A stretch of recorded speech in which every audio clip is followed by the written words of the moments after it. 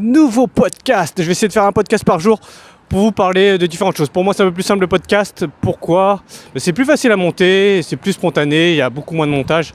Donc voilà, mais je préfère néanmoins la vidéo, les vlogs, parce que c'est plus riche à faire et c'est beaucoup plus constructif. Et aussi, donc les vlogs stand-up, je vais en faire, j'en fais toujours et j'en ferai toujours, mais bon, au bout d'un moment, je sais pas que je vais atteindre mon... Attendez, je traverse. Je sais pas que je vais atteindre mon maximum, mais j'ai 250 abonnés environ, donc ça va monter peut-être un jour à 500, 1000, 2000, mais ça montera pas beaucoup plus haut. Il n'y aura pas 1 million d'abonnés sur le stand-up sur ma chaîne YouTube, donc il faudra faire autre chose. Je continuerai toujours à en faire, mais je ferai quand même... C'est quand même fait pour me lancer sur d'autres domaines, des vlogs, je sais pas quel autre domaine, mais c'est un genre de labo pour faire d'autres vlogs beaucoup plus mainstream, qui va parler à beaucoup plus de monde. Là, stand-up, ça reste vraiment... je pourrais pas monter beaucoup plus haut. Donc, et au niveau du podcast, je pense pas que ça a une vertu grand public. Podcast, c'est sympa, mais je pense pas qu'il y a une vertu grand public. Mais voilà, j'en fais quand même.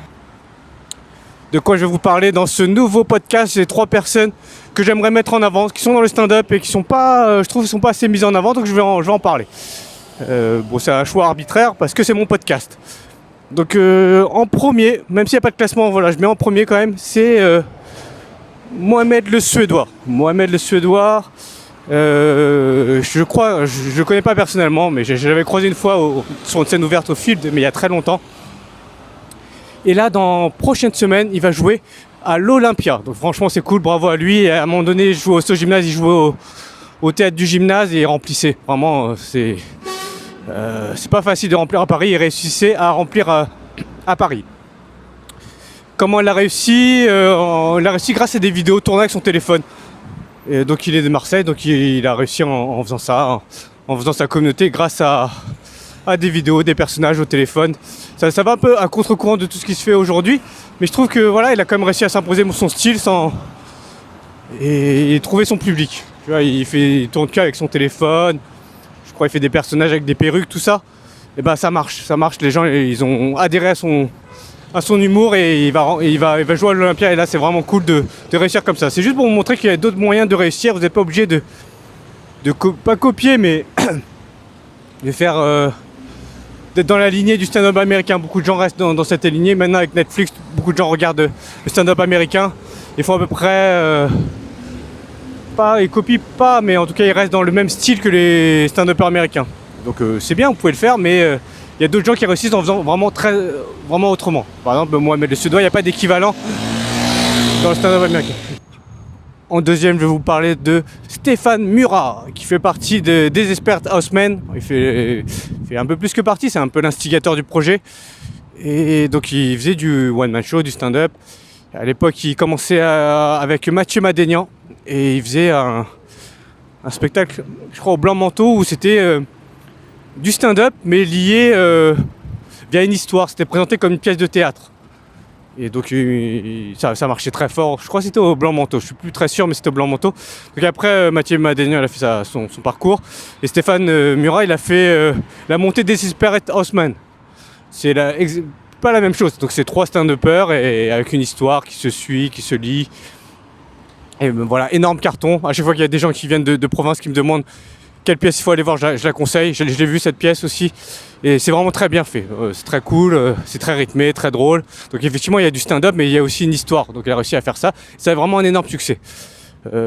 Pareil, donc on pouvait faire du stand-up, mais d'une autre forme. Vous n'êtes pas obligé de réussir qu'avec votre spectacle, même si c'est bien de réussir avec son spectacle, mais là, donc il joue il joue tous les jours, mais il joue en tout cas beaucoup, il fait 15 minutes, il y a des scènes de comédie, donc il se diversifie un peu. Il a réussi à avoir un gros succès, c'est vraiment un énorme succès, je crois que la pièce, elle est jouée aussi dans d'autres pays, donc c'est vraiment un énorme succès. Donc une autre façon de faire du stand-up, c'est pas obligé de faire que des plateaux, c'est comme un plateau en vrai. Mais sauf c'est lié avec une histoire, et avec un concept et tout, donc je trouve que c'est bien. Donc c'est innovant, il a réussi à s'imposer grâce à ça, et bravo à lui, bravo à Stéphane. Troisième personne que j'aimerais mettre en avant dans ce podcast, c'est Fabien Boucher. Fabien Boucher. Qui est Fabien Boucher? Fabien Boucher, il fait du stand-up à Nantes. Et c'était à l'époque, il y avait le Nantes Comedy Club. C'était quelqu'un de Paris, Sébastien Sipers, qui avait monté un comedy club. En fait, à Paris, il avait monté la Providence, où tous les humoristes sont passés. Il y avait à l'époque Jérémy Ferrari, Paul Serré, Mathieu Madénian, Stéphane Murat, Jérôme Daran, Alexis Macquart, tous les humoristes. Il y avait Ben aussi. Et vraiment tous ceux que vous voyez. Il y avait Magid des Lascarguet qui était là-bas aussi. Donc vraiment tous ceux que vous voyez aujourd'hui, ils sont passés à la Providence. C'est un café-théâtre dans le 19e. Et donc Sébastien Sipers a monté un comedy club à Nantes, ça s'appelle Nantes Comedy Club, et de là, le stand-up c'est un petit peu imposé. Donc il y avait Fabien Boucher, je pense, je ne connais pas toute son histoire, j'ai pas été regarder sur Wikipédia, qui était là-bas de Nantes Comedy Club, et après le Nantes Comedy Club a fermé. Et même si c'est pas exactement la vraie histoire, je suis désolé, mais après au Nantes Comedy Club, donc là ça a commencé... le stand-up sur Nantes a commencé à naître un petit peu grâce au Nantes Comedy Club. Donc Fabien Boucher était un peu au Nantes Comedy Club. Et après, il a monté, peut-être avec d'autres, je sais pas, mais en tout cas, il fait partie des porteurs du projet, le West Side Comedy Club. Donc c'était une grosse scène sur Nantes, j'ai fait plusieurs fois. Vraiment très sympa, il y a vraiment beaucoup de monde, grosse ambiance. Vraiment très cool. Donc il a monté le West Side Comedy Club, après il a monté quelque chose d'autre, ça s'appelle le Stand-Up Factory au théâtre du Sphinx. Et après de là, maintenant pas mal de gens jouent là-bas au Stand-Up Factory, pas mal de gens font du stand-up au théâtre du Sphinx. Après de là, d'autres ont monté leur plateau, et donc maintenant je crois sur Nantes tu peux jouer quasiment tous les jours. Et donc au porteur de ce projet, c'était Fabien Boucher au tout début. Donc c'est lui qui a monté ces deux scènes à chaque fois, qui ont très bien marché. Donc bravo à lui, vraiment bravo à lui. Sachant que sur Paris tu peux monter des plateaux, tout ça, mais c'est pas si difficile que ça, parce que t'es pas vraiment un pionnier, tout le monde fait des plateaux, il y a des humoristes partout. Donc quand tu montes quelque chose en province qui n'existe pas, c'est beaucoup plus dur de faire comprendre aux bars comment ça se passe, parce qu'il n'y a pas d'exemple. Donc les gens ils sont un peu méfiants, il n'y avait pas forcément beaucoup d'humoristes. Donc lui il a quand même créé ça 2 fois de suite, à chaque fois ça a bien marché. Il a fait découvrir le théâtre du Sphinx maintenant, il y a pas mal de gens qui font du stand-up. Et donc voilà, maintenant Nantes, je pense que ça va devenir une place forte du stand-up.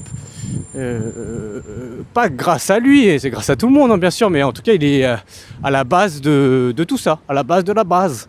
Voilà, j'espère que vous avez aimé ce podcast, que vous allez mettre un petit pouce sur le podcast vidéo et vous abonner à ma chaîne YouTube.